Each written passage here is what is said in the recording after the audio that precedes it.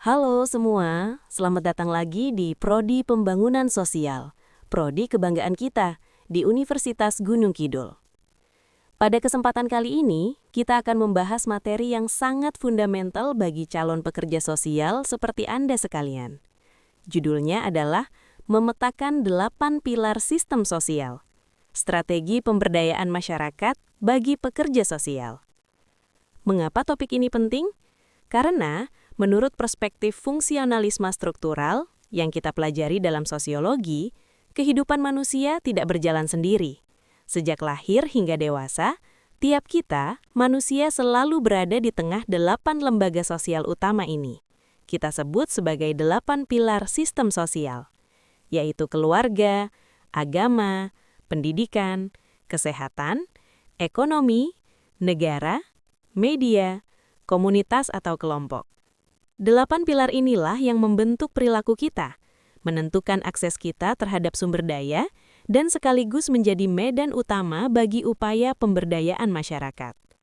Jika 8 pilar utama itu berdaya, saling topang secara kokoh, dan berfungsi sebagaimana mestinya, maka kesejahteraan masyarakat akan lebih baik. Siapkan pikiran Anda, karena kita akan belajar dengan cara yang terstruktur, mendalam, dan penuh makna. Mari kita mulai. Mengapa pekerja sosial harus memahami sistem sosial secara menyeluruh? Nah, ini pertanyaan penting pembuka diskusi kita. Bayangkan Anda seorang dokter. Ketika pasien datang dengan keluhan sakit kepala, dokter yang baik tidak langsung memberi obat penghilang nyeri. Ia memeriksa tekanan darah, kondisi mata, kadar gula, bahkan bertanya soal pola tidur dan stres kerjanya. Mengapa? Karena tubuh manusia adalah sistem. Satu gejala bisa berakar dari banyak sumber. Begitu pula dengan masyarakat. Ketika seorang pekerja sosial menghadapi kasus kemiskinan di sebuah desa, kemiskinan itu tidak berdiri sendiri. Ia mungkin berakar dari sistem pendidikan yang lemah, berakar dari sistem ekonomi yang tidak berpihak, dari sistem kesehatan yang tidak terjangkau, atau berakar dari negara yang tidak peduli, atau dari sistem keluarga yang rapuh. Jika kita hanya menyentuh satu titik saja, maka kita hanya menambah lubang yang bersifat sementara. Teman-temanku, sebelum kita masuk pada 8 pilar, ada satu konsep kunci yang akan menemani kita sepanjang sesi ini, yaitu perbedaan antara fungsi manifest dan fungsi laten dari tiap pilar sistem sosial itu. Konsep ini dipopulerkan oleh sosiolog Robert K. Merton, dan analisis fungsi-fungsi ini adalah alat analisis yang luar biasa tajam. Fungsi manifest adalah fungsi yang disengaja dibangun di suatu pilar sistem sosial, fungsi yang direncanakan, dan fungsi inilah yang diketahui oleh semua orang. Ketika orang tua menyekolahkan anaknya, maka fungsi manifestnya adalah agar si anak mendapat ilmu pengetahuan di sekolah itu. Itu yang terlihat, itu yang dimaksud sistem pendidikan. Fungsi laten adalah fungsi yang tidak disengaja, fungsi yang tidak diumumkan, namun justru nyata muncul dan terjadi. Malah, seringkali fungsi laten ini sangat berpengaruh, merusak secara diam-diam di dalam pilar sosial itu. Dari contoh yang sama, ketika si anak bersekolah, maka fungsi latennya adalah si anak belajar untuk duduk diam, mematuhi aturan, dan menerima otoritas. Saat si anak bersekolah, pasti tidak ada guru di sekolahnya yang mengumumkan, hari ini kita belajar patuh kepada kekuasaan. Tetapi ternyata, kepatuhan itu terbangun secara diam-diam melalui struktur sekolah, bahwa anak-anak belajar patuh pada kekuasaan. Nah, mengapa materi belajar kita ini penting bagi pekerja sosial? Karena masalah sosial yang paling dalam seringkali bukan bersumber dari fungsi manifest yang gagal, melainkan dari fungsi laten yang dibiarkan berkembang dan tidak pernah dikritisi. Dari luar, kita melihat sistem itu baik-baik saja, tapi ternyata diam-diam sistem itu mereproduksi dan melanggengkan ketimpangan. Secara keseluruhan, kondisi inilah yang memicu disfungsi atau gangguan pada keseimbangan sosial. Jika fungsi manifest atau fungsi positifnya dibiarkan tidak muncul, atau fungsi laten yang merusak tidak diperbaiki, maka sistem sosial tersebut akan mengalami disintegrasi atau penurunan kualitas fungsional secara menyeluruh. Dengan mempelajari fungsi manifest serta fungsi laten di tiap pilar sistem sosial ini, maka kita akan mampu melihat masyarakat lebih dalam dari yang bisa dilihat oleh orang kebanyakan. Inilah keunggulan komparatif yang dimiliki seorang pekerja sosial, alumni Prodi PSUGK yang telah terlatih. Pilar pertama dari masyarakat atau sistem sosial adalah keluarga. Mari bersama kita menyimak ini dengan sungguh-sungguh, karena hampir semua kasus yang akan Anda tangani di lapangan, ujung-ujungnya akan bersentuhan dengan keluarga. Secara sederhana, keluarga adalah tempat pertama manusia belajar menjadi manusia. Di dalam keluargalah, seorang anak pertama kali belajar berbicara, belajar dipercaya atau dikhianati, belajar tentang apakah dunia ini aman atau berbahaya. Inilah yang oleh para ahli disebut sebagai sosialisasi primer. Analoginya, keluarga itu seperti tanah tempat benih ditanam. Benih yang sama kalau ditanam di tanah yang subur dan dirawat dengan baik, maka akan tumbuh sangat berbeda dibanding benih yang ditanam di tanah kering dan gersang. Artinya, kualitas tanahnya menentukan kualitas tumbuhnya. Maka kualitas keluarganya pasti menentukan kualitas manusianya. Sekarang mari kita bedah keluarga menggunakan lensa fungsi manifest dan fungsi laten. Fungsi manifest keluarga ada 5 yang utama. Pertama, sosialisasi primer, yaitu mengajarkan anak tentang nilai, bahasa, dan norma dasar. Kedua, perlindungan fisik dan emosional bagi seluruh anggota keluarga. Ketiga, memberikan afeksi atau kasih sayang yang menjadi kebutuhan psikologis mendasar. Keempat, reproduksi biologis untuk keberlangsungan masyarakat. Dan kelima, pemenuhan kebutuhan ekonomi dasar bagi anggota keluarga yang belum atau tidak bisa mandiri. Semua fungsi manifest ini adalah yang dibayangkan orang ketika mereka berkata, keluarga adalah fondasi masyarakat. Dan memang benar, fungsi-fungsi manifest tadilah yang seharusnya terjadi. Namun, ada fungsi laten dari keluarga yang jarang dibicarakan, namun dampaknya sangat nyata. Fungsi laten pertama adalah pewarisan ketimpangan antar generasi. Anak yang lahir dari keluarga miskin bukan hanya mewarisi keterbatasan ekonomi, ia juga mewarisi keterbatasan jaringan sosial, mewarisi rendahnya ekspektasi pendidikan, dan terbatasnya modal budaya.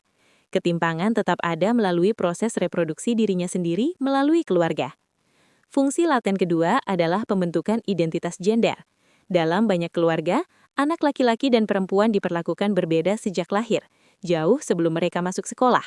Siapa yang diajarkan memasak, siapa yang diajarkan memimpin, siapa yang didorong untuk terus sekolah tinggi, dan siapa yang dipersiapkan untuk menikah muda. Semua itu ditentukan secara diam-diam di dalam keluarga. Fungsi laten ketiga, dan ini yang paling kritis dalam konteks pekerjaan sosial, adalah normalisasi kekerasan. Anak yang tumbuh dalam rumah tangga yang menormalkan kekerasan fisik atau verbal sebagai cara menyelesaikan konflik, maka akan cenderung membawa pola itu ke dalam relasi sosialnya yang lebih luas, bahkan ke keluarganya sendiri kelak. Variabel yang menentukan perubahan dalam sistem keluarga ada 5 yang paling kritis. Pertama, pola asuh di keluarga, yaitu apakah otoriter, permisif, atau autoritatif. Kedua, struktur keluarga, apakah mereka keluarga inti, keluarga tunggal, atau keluarga besar. Ketiga, kualitas komunikasi antar anggota keluarga. Keempat, ketahanan keluarga dalam menghadapi tekanan ekonomi dan sosial. Dan kelima, ada tidaknya kekerasan dalam rumah tangga, baik fisik maupun psikologis. Implikasi praktisnya bagi Anda sebagai pekerja sosial adalah ketika Anda menangani seorang anak yang putus sekolah, maka jangan hanya mendorong si anak untuk kembali sekolah. Masuklah ke dalam sistem keluarganya, kenali fungsi manifest mana yang tidak berjalan, dan lebih penting lagi, analisislah fungsi laten mana yang diam-diam sedang merusak keluarga itu. Kawan-kawan, pilar kedua adalah pendidikan. Dan di sini, saya ingin mengajukan pertanyaan ya. Pertanyaan yang mungkin mengejutkan Anda, yaitu, apakah pendidikan selalu membebaskan? Jangan-jangan, pendidikan kita justru diam-diam telah memperkuat ketimpangan? Secara sederhana, pendidikan adalah cara masyarakat mewariskan pengetahuan, nilai, dan keterampilan dari satu generasi ke generasi berikutnya.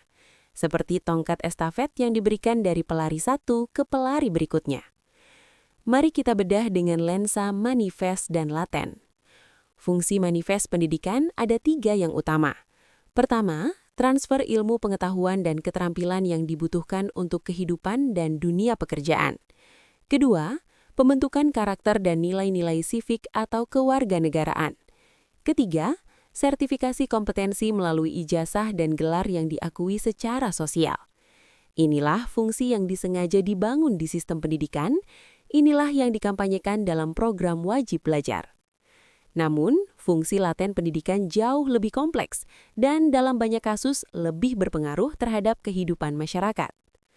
Fungsi laten pertama adalah seleksi sosial. Sistem pendidikan tanpa mengumumkannya secara terbuka, memilah-milah siswa berdasarkan kemampuan yang seringkali sangat dipengaruhi oleh latar belakang kelas sosial. Siapa yang masuk universitas terbaik? Siapa yang berhenti di SMP? Sebagian besar ditentukan bukan oleh bakat murni, tetapi oleh modal ekonomi dan budaya yang dibawa dari keluarga. Fungsi laten kedua adalah legitimasi status sosial. Ijazah bukan hanya bukti kompetensi, ia adalah tiket masuk ke kelas sosial tertentu. Gelar sarjana dari perguruan tinggi bergengsi membuka pintu yang tidak akan pernah terbuka dengan kualifikasi yang sama dari institusi yang kurang dikenal. Sistem ini terlihat meritokratis, berbasis prestasi, tetapi sebenarnya sangat dipengaruhi oleh modal awal. Fungsi laten ketiga adalah penanaman ideologi dominan. Kurikulum tidak pernah netral. Buku pelajaran sejarah menentukan siapa yang dianggap pahlawan dan siapa yang dianggap pemberontak. Pelajaran ekonomi menentukan model ekonomi mana yang dianggap normal dan rasional. Nilai-nilai yang ditanamkan di sekolah mencerminkan kepentingan kelompok yang merancang kurikulum tersebut. Sosiolog Pierre Bourdieu menyebut proses ini sebagai kekerasan simbolik, yaitu ketika anak-anak dari kelas bawah diajarkan untuk menerima bahwa kegagalan mereka adalah kegagalan pribadi, bukan kegagalan sistem yang memang tidak dirancang untuk mereka. Variabel yang menentukan perbaikan dalam sistem pendidikan ada 5. Pertama, aksesibilitasnya, yaitu seberapa mudah kelompok marginal bisa masuk ke sistem pendidikan. Kedua, kualitas dan motivasi para gurunya. Ketiga, relevansi kurikulum dengan kebutuhan lokal dan kebutuhan pembangunan. Keempat, budaya sekolah, yaitu apakah inklusif atau diam-diam diskriminatif. Dan kelima, keterlibatan aktif para orang tua. Nah, sebagai pekerja sosial, pemahaman tentang fungsi laten pendidikan ini mengubah cara Anda melihat kasus putus sekolah. Anak yang putus sekolah bukan anak yang gagal. Ia adalah korban dari sistem yang memang tidak cukup kuat untuk menahan dirinya tetap ada di dalam sekolah atau pendidikan. Selanjutnya, pilar ketiga yaitu agama. Ini adalah pilar yang paling sering diabaikan dalam pendekatan pemberdayaan berbasis ideologi sekularisme. Namun paling kuat pengaruhnya dalam konteks masyarakat Indonesia, termasuk di Gunung Kidul tempat kita berada. Secara sederhana, agama adalah sistem kepercayaan yang memberikan jawaban atas pertanyaan-pertanyaan paling mendasar manusia, yaitu mengapa saya ada, apa tujuan hidup saya, apa yang benar, dan apa yang salah. Nah, ketika ilmu pengetahuan memberi peta tentang dunia fisik, maka agama memberi peta tentang dunia makna. Analogi yang tepat adalah bahwa agama itu seperti sistem imun tubuh sosial. Ketika komunitas menghadapi bencana, kehilangan, atau ketidakpastian, maka agama yang membuat orang tetap bisa berdiri. Agama memberi bahasa untuk kesedihan, agama memberi ritual untuk pemulihan, dan harapan untuk masa depan. Sekarang mari kita bedah dengan lensa manifest dan laten. Fungsi manifest agama ada 4 yang utama. Pertama, menyediakan sarana ibadah dan hubungan transendental antara manusia dengan Tuhannya. Kedua, pembinaan moral dan pembentukan karakter berdasarkan nilai-nilai yang diyakini bersumber dari Yang Maha Tinggi. Ketiga, memberikan panduan etika dalam kehidupan sosial, mulai dari relasi dalam keluarga hingga transaksi ekonomi. Dan keempat, agama menciptakan solidaritas di antara sesama umat yang berbagi keyakinan yang sama. Fungsi manifest ini yang terlihat di permukaan, yaitu orang pergi ke masjid, gereja atau pura untuk beribadah dan menjadi lebih baik, dan itu memang terjadi. Namun fungsi laten agama tidak kalah pentingnya untuk dipahami. Fungsi laten pertama adalah kontrol sosial. Agama mengatur perilaku individu jauh lebih efektif daripada hukum formal dalam banyak masyarakat atau kelompok. Larangan agama terhadap korupsi, pencurian, atau perzinahan ketika benar-benar dihayati akan lebih kuat mencegahnya daripada ancaman penjara. Namun kontrol sosial ini juga bisa menekan ekspresi yang dianggap menyimpang dari norma agama, meski sebenarnya tidak merugikan siapapun. Fungsi laten kedua adalah legitimasi kekuasaan. Sepanjang sejarah, kekuasaan politik seringkali menggunakan otoritas agama untuk memperkuat legitimasinya. Raja-raja mengklaim bandat ilahi. Kebijakan-kebijakan kontroversial dibungkus dalam narasi keagamaan agar lebih mudah diterima. Ini bukan hanya fenomena masa lalu, ini terjadi hingga hari ini. Fungsi laten ketiga adalah pembentukan batas in-group dan out-group. Agama secara otomatis menciptakan kategori kita dan mereka. Sesama umat adalah saudara. Yang berbeda keyakinan adalah orang luar. Dalam kondisi normal, ini menciptakan solidaritas yang luar biasa di dalam komunitas. Namun dalam kondisi tegangan sosial, batas ini bisa dengan cepat berubah menjadi prasangka dan diskriminasi. Fungsi laten keempat adalah resistensi terhadap perubahan. Karena ajaran agama sering dianggap abadi dan tidak boleh dipertanyakan, maka agama bisa menjadi hambatan bagi perubahan sosial yang diperlukan. Program keluarga berencana, pendidikan seksualitas yang komprehensif, atau pemberdayaan perempuan di ruang publik, semuanya pernah menghadapi resistensi yang dibingkai dalam argumen keagamaan. Variabel yang menentukan perbaikan dalam sistem agama ada 4. Pertama, bagaimana ajaran ditafsirkan oleh tokoh agama setempat. Kedua, kualitas dan orientasi kepemimpinan tokoh-tokoh agama. Ketiga, tingkat religiusitas komunitas atau masyarakat. Dan keempat, relasi antar kelompok agama yang berbeda. Implikasi praktisnya sangat jelas. Libatkan tokoh agama sejak awal. Jadikan nilai-nilai agama sebagai entry point, namun tetap kritis terhadap fungsi laten yang mungkin sedang menghambat perubahan yang sedang Anda fasilitasi. Kita masuk ke pilar keempat, yaitu kesehatan. Nah, kita mulai dengan sebuah fakta yang mungkin mengejutkan Anda. Menurut Organisasi Kesehatan Dunia, hanya sekitar 20% kondisi kesehatan seseorang ditentukan oleh layanan medis. 80% sisanya ditentukan oleh faktor sosial, seperti kemiskinan, pendidikan, perumahan, lingkungan, dan pekerjaan. Faktor-faktor inilah yang para ahli sebut sebagai determinan sosial kesehatan. Sederhana begini, kesehatan bukan hanya soal berobat ke puskesmas. Kesehatan adalah soal apakah Anda punya cukup makan yang bergizi, apakah rumah Anda layak huni, apakah Anda tidak hidup dalam tekanan dan ketakutan terus-menerus, dan seterusnya. Sama seperti pilar-pilar terdahulu, mari kita bedah pilar kesehatan ini dengan lensa manifest dan laten. Fungsi manifest sistem kesehatan ada 3 yang utama. Pertama, mencegah dan mengobati penyakit agar masyarakat terhindar dari penderitaan fisik. Kedua, memulihkan fungsi fisik dan mental agar seseorang bisa kembali menjalani kehidupan normalnya. Dan ketiga, memperpanjang usia harapan hidup masyarakat secara keseluruhan. Inilah yang tertulis dalam misi puskesmas, rumah sakit, dan Kementerian Kesehatan. Semua orang setuju dengan tujuan yang mulia ini. Namun ada fungsi laten sistem kesehatan yang perlu Anda pahami sebagai pekerja sosial. Fungsi laten pertama adalah reproduksi tenaga kerja produktif. Sistem kesehatan modern secara historis berkembang bukan semata-mata karena kepedulian terhadap manusia, tetapi berkembang juga karena masyarakat industri membutuhkan pekerja yang sehat dan produktif. Maka kesehatan buruh atau para pegawai di perusahaan-perusahaan adalah kepentingan ekonomi, bukan hanya kepentingan kemanusiaan. Ini menjelaskan mengapa negara-negara yang lebih maju secara ekonomi cenderung berinvestasi lebih besar dalam kesehatan. Fungsi laten kedua adalah pengaturan tubuh oleh negara, atau dalam bahasa akademik disebut biopolitik. Melalui sistem kesehatan, negara mendefinisikan apa yang dianggap normal secara fisik dan mental, siapa yang dianggap layak bekerja, dan siapa yang dianggap sakit, dan mendefinisikan bagaimana tubuh individu seharusnya dirawat. Instrumen yang digunakan oleh negara untuk mengatur tubuh warganya melalui institusi kesehatan adalah mewajibkan imunisasi, menetapkan standar berat badan ideal, klasifikasi gangguan mental, dan berbagai aturan bidang kesehatan lainnya. Fungsi laten ketiga adalah medikalisasi masalah sosial. Ini sangat relevan bagi pekerja sosial. Medikalisasi terjadi ketika masalah yang sebenarnya bersifat sosial, ekonomi, atau politik diubah menjadi masalah medis individual. Anak yang tidak bisa diam di kelas, mungkin karena ia stres di rumah, dapat didiagnosis ADHD dan diberi obat.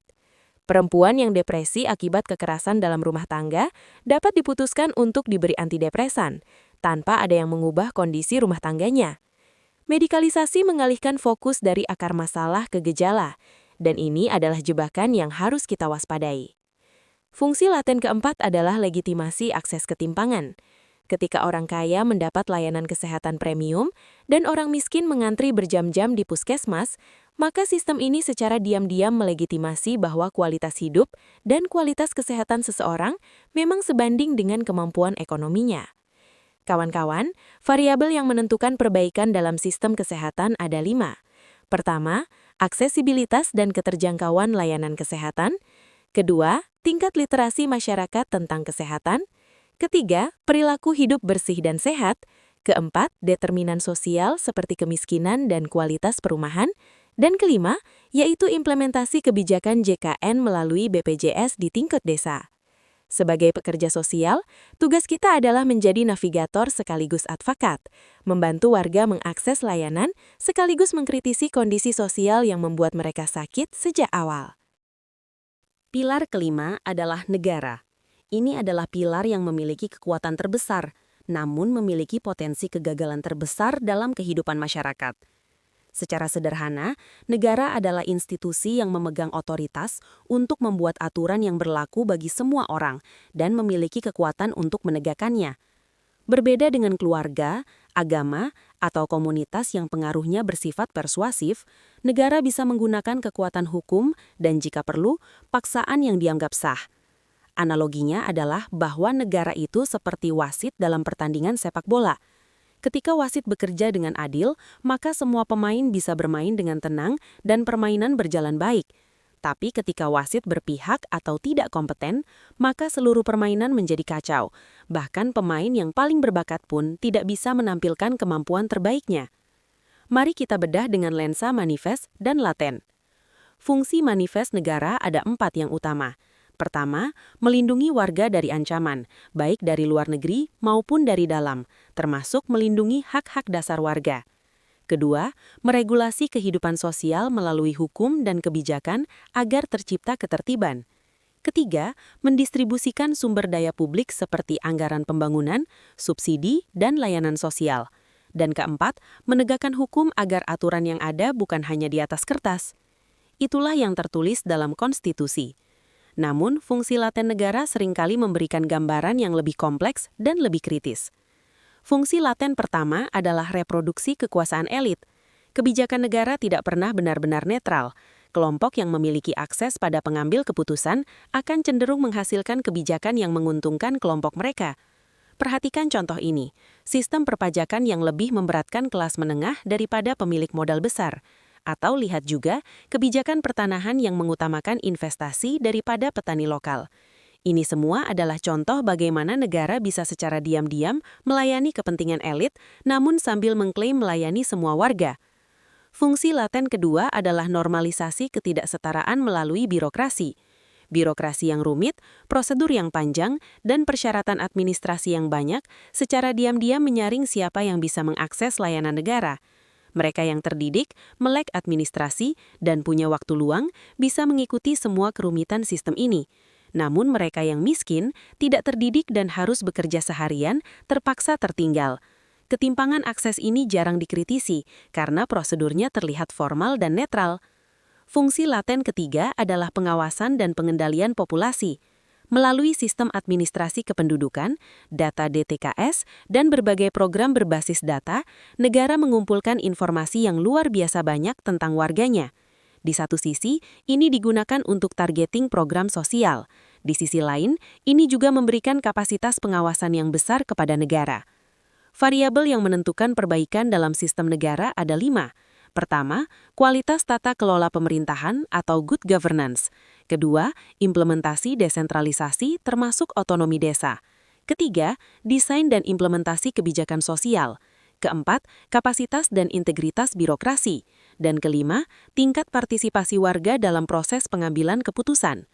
Dalam konteks Gunung Kidul, instrumen negara seperti dana desa, APBDS, Musrenbang, PKH, BPNT, dan DTKS adalah pintu-pintu konkret yang harus Anda kuasai.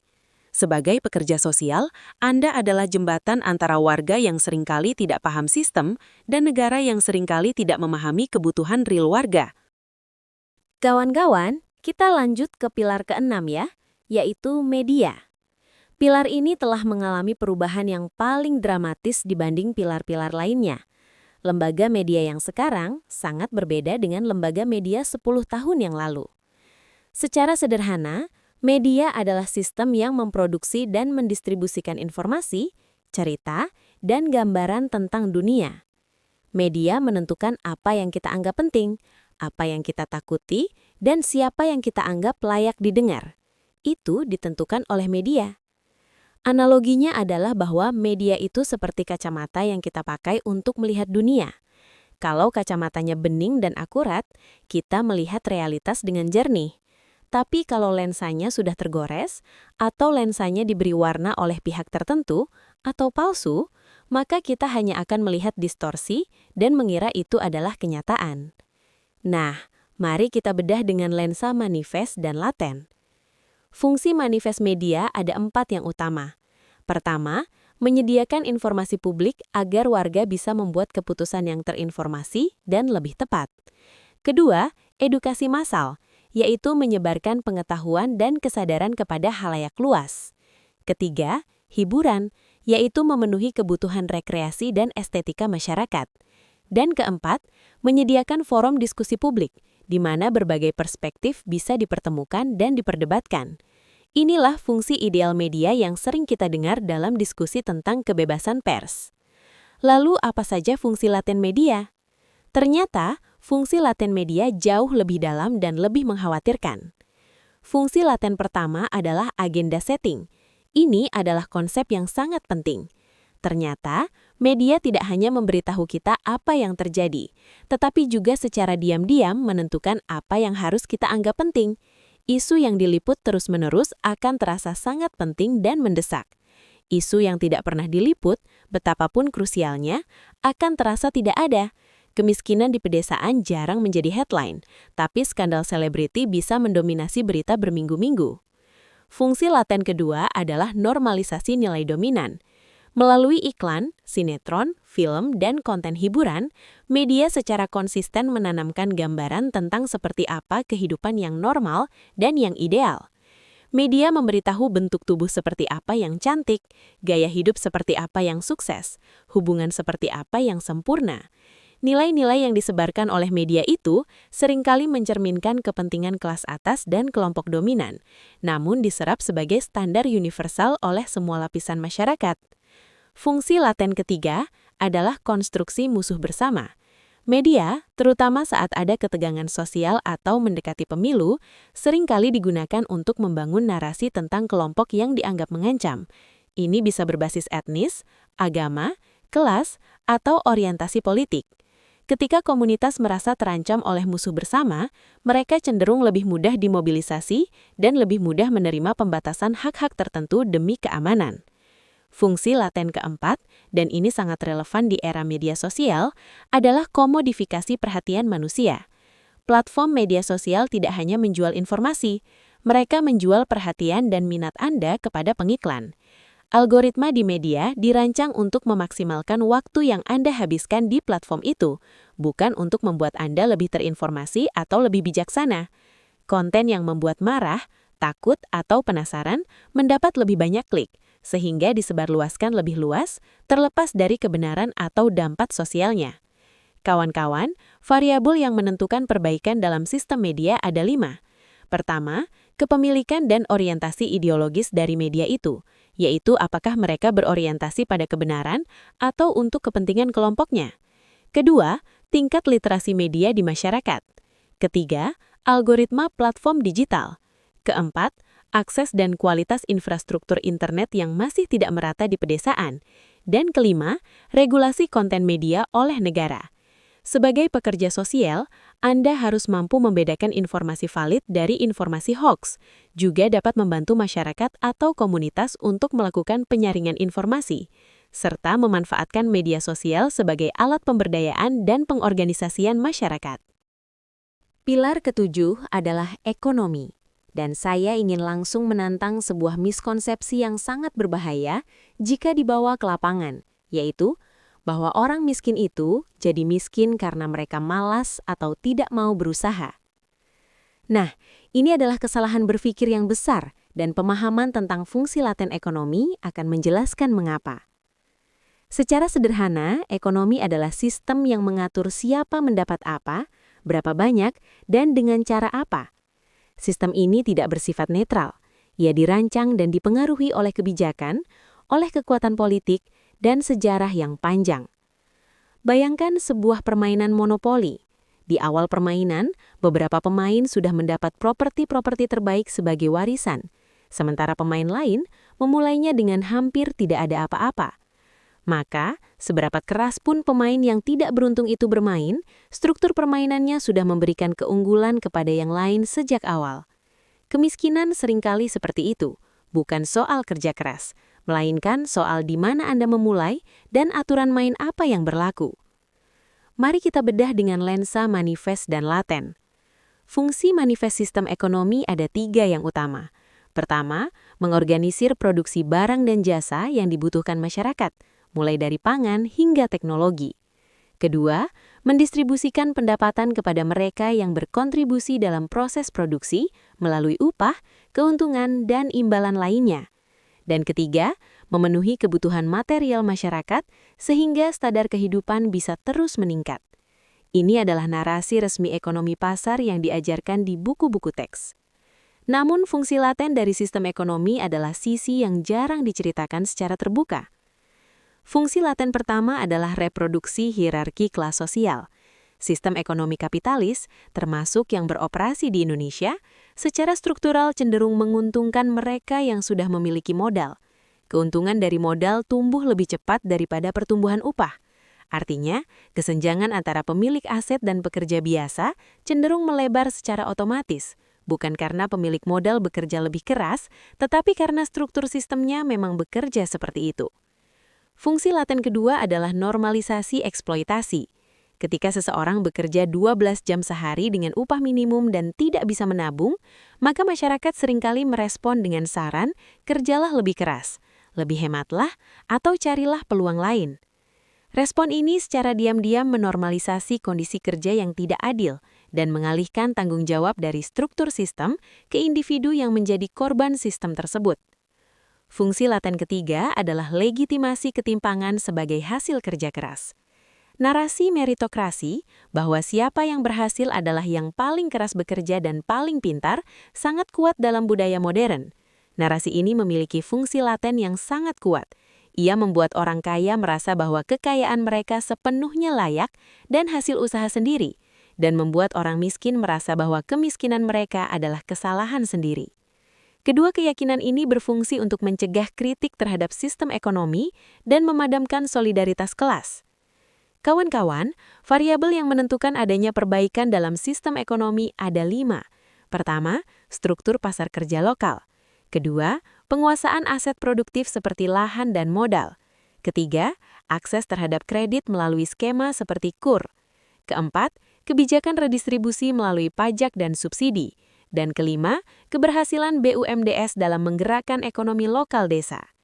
Sebagai pekerja sosial, pemahaman tentang fungsi laten ekonomi ini bukan agar Anda menjadi aktivis politik, tapi agar Anda tidak pernah menyalahkan korban, agar Anda bisa merancang intervensi yang menyentuh akar masalah, dan agar Anda bisa mengadvokasi kebijakan yang mengubah struktur, bukan hanya menambal gejala. Oke, kita sampai di pilar ke-8. Pilar yang terakhir, namun termasuk sebagai pilar penting, yaitu komunitas atau kelompok. Bahkan, saya berani mengatakan bahwa komunitas adalah arena utama kerja pekerja sosial. Secara sederhana, komunitas adalah kelompok manusia yang terikat oleh kedekatan. Baik kedekatan geografis seperti warga satu desa, kedekatan identitas seperti satu kelompok etnis atau agama, maupun kedekatan kepentingan seperti kelompok petani atau perempuan pelaku UMKM. Analogi yang indah untuk komunitas adalah jaring laba-laba. Satu helai benang sendirian sangat mudah putus, tapi ketika banyak helai benang ditenun menjadi jaring, jaring itu bisa menahan sesuatu yang jauh lebih berat dari kemampuan satu helai benang manapun. Inilah yang para ilmuwan sosial sebut sebagai modal sosial. Ayo, kita bedah pilar ini dengan lensa manifest dan laten. Fungsi manifest komunitas ada 3 yang utama. Pertama, menyediakan dukungan sosial timbal balik dalam kehidupan sehari-hari, mulai dari gotong royong membangun rumah hingga saling menjaga anak. Ini adalah fungsi yang paling terlihat dan paling dirayakan dalam budaya Indonesia. Kedua, pengorganisasian kolektif untuk mencapai tujuan bersama, yang tidak bisa dicapai secara individual, seperti mengorganisir irigasi sawah atau membangun jalan desa.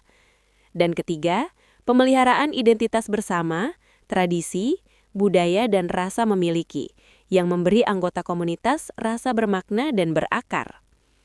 Namun, fungsi laten komunitas tidak kalah pentingnya untuk dipahami. Fungsi laten pertama adalah kontrol sosial informal. Komunitas mengawasi perilaku anggotanya melalui mekanisme yang tidak tertulis, namun sangat efektif, yaitu melalui gosip, stigma, penghargaan sosial, dan pengucilan. Tetangga yang tahu semua urusan tetangga lainnya, pertemuan RT yang menjadi forum penilaian perilaku warganya, ini semua adalah mekanisme kontrol sosial komunitas. Di satu sisi, ini menjaga norma sosial. Di sisi lain, ini bisa sangat menekan bagi individu yang berbeda atau yang ingin berubah. Fungsi laten kedua adalah eksklusi terhadap yang dianggap berbeda. Komunitas yang kuat solidaritas di dalamnya seringkali juga kuat eksklusivitasnya keluar. Pendatang baru, kelompok minoritas atau individu yang dianggap menyimpang dari norma, seringkali mengalami marginalisasi dalam komunitas, meski tidak ada aturan tertulis yang melarang kehadiran mereka. Fungsi laten ketiga adalah reproduksi norma dominan. Komunitas mewariskan norma dan nilai dari generasi ke generasi. Ini bisa berupa nilai-nilai yang konstruktif seperti gotong royong dan saling tolong. Namun juga bisa berupa norma-norma yang buruk, seperti norma patriarki yang membatasi peran perempuan atau norma senioritas yang mematikan suara anak muda. Variabel yang menentukan perbaikan dalam komunitas ada 5. Pertama, tingkat kepercayaan sosial antar anggota. Kedua, kepadatan dalam komunitas dan juga kualitas jaringan relasi komunitas itu. Ketiga, kekuatan norma kolektivitas yang ada dalam komunitas. Keempat, kualitas dan orientasi kepemimpinan kelompoknya. Dan kelima, ada tidaknya konflik internal yang melemahkan solidaritas. Implikasi praktisnya sangat fundamental. 2 pendekatan utama pekerja sosial, yaitu ABCD dan PAR, keduanya dibangun di atas asumsi bahwa komunitas bukan kumpulan masalah yang perlu diperbaiki oleh orang luar. Namun sebagai pekerja sosial yang terlatih, Anda harus mampu mengaktifkan kekuatan komunitas sambil secara peka mengenali fungsi laten yang negatif, misalnya meminggirkan anggotanya yang paling rentan. Sekarang kita membahas dimensi penting dari seluruh materi ini, yaitu tentang bagaimana 8 pilar dan terutama fungsi-fungsi latennya saling berinteraksi dan saling memperkuat satu sama lainnya. Mari saya berikan contoh konkret yang bisa Anda bayangkan dengan jelas. Bayangkan ada seorang anak perempuan, usia 16 tahun, namanya Cantika, di sebuah desa di Gunung Kidul. Ia cerdas, punya rasa penasaran yang tinggi, dan ingin melanjutkan sekolahnya. Tapi, pilar ekonomi bekerja, yaitu keluarganya miskin dan fungsi laten ekonomi, mereproduksi ketimpangan. Tidak ada uang keluarga untuk biaya pendidikan Mbak Cantika. Lalu, pilar keluarga bekerja, yaitu norma di keluarga menyatakan bahwa anak perempuan tidak perlu sekolah terlalu tinggi, cukup sampai SMP, lalu menikah. Nah, ini adalah fungsi laten keluarga, yang mewariskan norma gender pembatas bagi Mbak Cantika.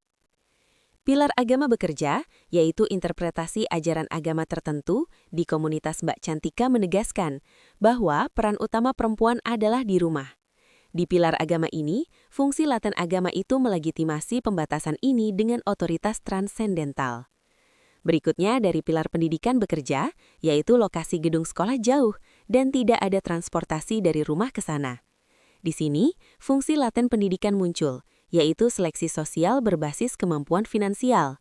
Saringan seleksi itu membuat Mbak Cantika harus putus sekolah. Dia terpental dari sistem pendidikan. Masuk pilar negara bekerja, yaitu memang sih ada program beasiswa dari pemerintah, tetapi prosedurnya panjang dan keluarganya tidak melek administrasi. Nah, di sini fungsi laten negara beraksi, yaitu normalisasi ketimpangan melalui birokrasi berbelit. Mbak Cantika terhambat lagi.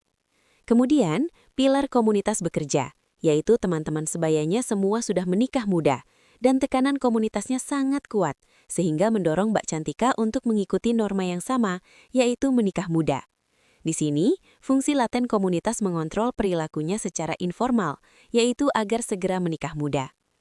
Kawan-kawan, apa hasil interaksi semua fungsi laten itu pada Mbak Cantika?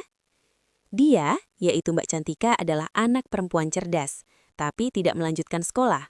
Dan masyarakat akan menyebutnya itu pilihan keluarga, atau itu budaya warga di situ. Tidak ada yang terlihat salah secara eksplisit. Tidak ada hukum yang dilanggar. Namun 6 fungsi laten dari 6 pilar berbeda itu telah bekerja secara bersama-sama untuk memastikan bahwa ketimpangan direproduksi ke generasi berikutnya, yaitu ke generasi Mbak Cantika.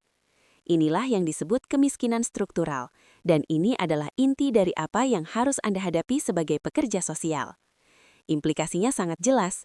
Jika Anda hanya bekerja pada fungsi manifest, misalnya hanya mencari beasiswa, tanpa mengubah norma keluarga, tanpa melibatkan tokoh agama untuk reinterpretasi nilai, tanpa advokasi kebijakan yang menyederhanakan akses, dan tanpa mengorganisir komunitas untuk mengubah norma sosial, maka intervensi Anda akan gagal atau tidak berkelanjutan. Pekerja sosial yang benar-benar efektif adalah mereka yang mampu membaca sistem pada 2 level sekaligus, apa yang terlihat dan apa yang tersembunyi. Setelah kita memahami 8 pilar beserta fungsi manifest dan fungsi latennya, serta cara mereka berinteraksi, sekarang saatnya kita bicara tentang variabel lintas pilar. Ini adalah variabel-variabel yang ketika Anda mengubahnya, dampaknya akan terasa di banyak pilar sekaligus. Ada 5 variabel lintas pilar yang paling kritis. Variabel pertama adalah kepemimpinan lokal. Ketika ada satu pemimpin lokal yang visioner dan berintegritas, entah itu kepala desa, tokoh agama, atau ketua kelompok tani, maka ia mampu menggerakkan perubahan di hampir semua pilar sekaligus. Lebih dari itu, pemimpin lokal yang baik akan mampu membongkar fungsi laten di pilar-pilar tersebut. Misalnya, mendorong reinterpretasi norma agama yang lebih inklusif, atau menciptakan birokrasi desa yang lebih transparan dan ramah warga. Variabel kedua adalah literasi dalam berbagai bentuknya. Literasi pendidikan, literasi kesehatan, literasi media, dan literasi keuangan. Warga yang literat secara media akan lebih tahan terhadap fungsi laten media yang memanipulasi persepsi. Warga yang literat secara administratif akan lebih mampu menavigasi fungsi laten birokrasi negara yang mempersulit akses. Investasi pada literasi adalah investasi yang dapat mengurangi fungsi laten yang merugikan di tiap pilar sosial itu. Variabel ketiga adalah kepercayaan sosial atau trust. Ini adalah bahan bakar dari komunitas, keluarga, dan bahkan agama. Komunitas yang penuh curiga tidak bisa bergerak maju. Mereka akan terjebak konflik berkelanjutan. Namun perlu dicatat, trust yang berlebihan tanpa sikap kritis juga bisa menjadi perangkap. Bahkan komunitas yang terlalu percaya pada pemimpin akan dapat dimanfaatkan untuk kepentingan pribadi pemimpin itu. Variabel keempat adalah akses terhadap sumber daya, baik ekonomi, informasi, maupun layanan publik. Ketidaksetaraan akses adalah bahan bakar bagi sebagian besar fungsi laten yang merugikan. Ketidaksetaraan akses menyebabkan ketidaksetaraan hasil. Dan variabel kelima adalah partisipasi warga yang otentik.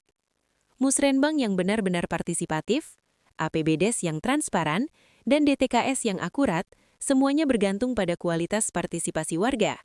Partisipasi yang otentik adalah mekanisme untuk menetralisir fungsi laten negara yang cenderung mereproduksi kekuasaan elit. Sekarang kita masuk ke bagian yang paling praktis, yaitu bagaimana menggunakan pemahaman tentang fungsi manifest serta fungsi laten di pilar dan itu dalam kerja nyata di lapangan. Ayo, kita bahas kerangka 5 langkahnya. Langkah pertama adalah pemetaan kondisi secara menyeluruh. Ini bukan hanya mengumpulkan data kuantitatif, berapa persen yang miskin, berapa yang putus sekolah. Tapi ini adalah pemetaan mendalam tentang bagaimana setiap pilar berfungsi, baik pada level manifest maupun laten. Apa norma gender yang berlaku dalam keluarga? Bagaimana tokoh agama menafsirkan peran perempuan? Siapa yang benar-benar diuntungkan oleh struktur ekonomi desa? Ini adalah pertanyaan-pertanyaan yang jawabannya tidak ada di data BPS. Langkah kedua adalah identifikasi prioritas. Anda harus mengidentifikasi fungsi laten dari pilar mana yang paling aktif mereproduksi masalah yang Anda hadapi. Dalam kasus anak perempuan yang tidak bisa melanjutkan sekolah tadi, fungsi laten keluarga dan agama adalah hambatan terbesar. Mengatasi keduanya bisa memberikan efek domino ke banyak pilar lainnya. Langkah ketiga adalah pemetaan aktor. Di setiap pilar ada aktor-aktor yang mempertahankan fungsi laten yang ada, tapi pasti ada juga aktor yang berpotensi menjadi agen perubahan. Nah, identifikasilah keduanya dengan teliti. Langkah keempat adalah desain intervensi yang menyentuh akar struktural. Program pemberdayaan yang hanya menyentuh gejala tanpa mengubah struktur adalah program yang akan terus dibutuhkan selamanya. Program yang berhasil mengubah norma, berhasil meningkatkan kapasitas dan berhasil redistribusi sumber daya adalah program yang menciptakan kemandirian. Dan langkah kelima adalah evaluasi berbasis sistem. Tanyakan bukan hanya berapa orang yang hadir, bukan hanya menilai capaian output, tetapi kita juga bertanya, apakah norma komunitas mulai berubah? Yaitu kita menilai capaian outcome-nya. Demikian juga pertanyaan-pertanyaan lainnya seperti apakah warga mulai lebih aktif berpartisipasi dalam pengambilan keputusan, apakah kepercayaan antar kelompok meningkat. Kawan-kawan mahasiswa, sekarang kita membahas tantangan nyata di lapangan. Tantangan ini akan kita hadapi di lapangan. Tantangan pertama adalah bahwa fungsi laten yang merugikan itu seringkali dilindungi dengan sangat kuat oleh mereka yang diuntungkan olehnya. Rentenir diuntungkan oleh ketidaktahuan warga tentang hak-hak mereka. Oknum aparat diuntungkan oleh kompleksitas birokrasi. Kelompok dominan diuntungkan oleh norma sosial yang membatasi kelompok marginal. Ketika Anda mulai mengubah fungsi laten ini, Anda akan menghadapi resistensi yang seringkali tidak berwajah jelas, namun sangat nyata. Tantangan kedua adalah konflik antar pilar. Nilai-nilai dari pilar yang berbeda kadang saling bertentangan secara fundamental. Kepentingan ekonomi para developer perumahan dapat bertentangan dengan fungsi komunitas adat dalam menjaga tanah leluhur. Kebijakan negara yang sentralistik dapat bertentangan dengan nilai otonomi komunitas lokal. Karena itu, Anda harus mampu menavigasi ketegangan ini dengan bijak tanpa menjadi partisan salah satu pihak secara membuta. Tantangan ketiga adalah resiko yang disebut going native, yaitu ketika seorang pekerja sosial yang sudah lama bekerja di satu komunitas perlahan-lahan kehilangan perspektif kritisnya dan mulai menerima semua fungsi laten yang ada sebagai sesuatu yang normal dan tidak perlu dipersoalkan. Karena tidak lagi kritis, kita mungkin akan berkata, ya memang begitu adatnya, atau memang dari dulu sudah begini. Nah, kawan-kawan, ini tanda-tanda bahaya bahwa perspektif kritis Anda sedang terkikis. Tantangan keempat adalah burnout atau kelelahan pekerja sosial. Pekerjaan sosial adalah pekerjaan emosional yang berat. Anda bersama masyarakat terus-menerus berhadapan dengan penderitaan, ketidakadilan, dan keterbatasan sistem setiap harinya. Jika Anda sebagai pekerja sosial tidak memiliki sistem dukungan dan perawatan diri yang sehat, maka Anda tidak akan bisa bertahan lama. Kita pekerja sosial bisa sakit, bisa kelelahan, dan bahkan bisa putus asa. Dan tantangan kelima adalah kebutuhan akan refleksi kritis dan supervisi. Pekerja sosial yang baik tidak bekerja sendiri. Ia butuh rekan yang bisa mengkritisi, mentor yang bisa membimbing, dan komunitas praktik yang bisa menjadi ruang untuk terus belajar. Oke, kita hampir sampai di akhir perjalanan kita hari ini. Dan saya ingin mengajak Anda bertanya reflektif. Dengan bekal pemahaman tentang fungsi manifest dan fungsi laten yang telah kita pelajari hari ini, maka siapa sebenarnya pekerja sosial di abad ini? Nah, kawan-kawan, ada transformasi besar yang sedang terjadi dalam profesi kita. Dari paradigma lama yang menempatkan pekerja sosial hanya sebagai pemberi bantuan, menuju paradigma baru yang menempatkan pekerja sosial sebagai analis sistem dan fasilitator perubahan struktural. Perubahan itu menghasilkan perbedaan yang sangat fundamental. Pemberi bantuan hanya bekerja pada level fungsi manifest. Ia melihat masalah yang terlihat dan memberikan solusi yang terlihat. Sedangkan Anda, pekerja sosial, yang menjadi analis sistem, akan bekerja pada dua level sekaligus. Anda tidak hanya melihat apa yang terlihat, tapi Anda juga bertanya tentang yang tidak terlihat, yaitu siapa yang diuntungkan oleh kondisi ini. Dan struktur apa yang perlu diubah untuk peningkatan keadilan dan kesejahteraan masyarakat? Dengan memahami fungsi manifest serta fungsi laten di tiap pilar, maka Anda memiliki bekal untuk menjadi pembaca sistem ganda, yaitu profesional yang mampu melihat permukaan sekaligus memahami masyarakat secara mendalam, mampu mengidentifikasi titik leverage perubahan yang sesungguhnya, dan mampu menggerakkan berbagai aktor dari berbagai pilar untuk bekerja menuju transformasi yang berkelanjutan. Kawan-kawan, dalam kerangka ini, pilihan advokasi kebijakan menjadi sangat penting, karena fungsi laten yang paling merusak seringkali hanya bisa diubah melalui perubahan kebijakan formal. Norma yang tidak tertulis memang bisa diubah melalui pendidikan dan pengorganisasian komunitas. Namun, struktur yang tidak adil seringkali membutuhkan perubahan regulasi dan kebijakan publik. Dan yang terpenting untuk diingat adalah bahwa Anda bukan pahlawan. Masyarakat bukan proyek Anda. Anda adalah katalis, yaitu percikan api yang membantu kekuatan yang sudah ada dalam komunitas itu sendiri untuk menyala dan mengarahkan warga masyarakat itu menuju kondisi yang lebih adil dan bermartabat. Kita telah menempuh perjalanan yang sangat dalam hari ini. Kita telah memetakan 8 pilar sistem sosial beserta fungsi manifest dan fungsi latennya. 8 pilar itu adalah keluarga, pendidikan, agama, kesehatan, negara, media, ekonomi, dan komunitas. Kita telah memahami bagaimana fungsi laten dari pilar-pilar ini seringkali bekerja secara diam-diam, namun berdampak lebih dalam dari fungsi manifest yang terlihat. Dan kita telah melihat bagaimana interaksi fungsi laten antar pilar itu bisa mereproduksi kemiskinan, ketimpangan, dan eksklusi sosial dari generasi ke generasi. Izinkan saya menutup dengan sebuah pernyataan yang saya harap akan terus terngiang di kepala Anda.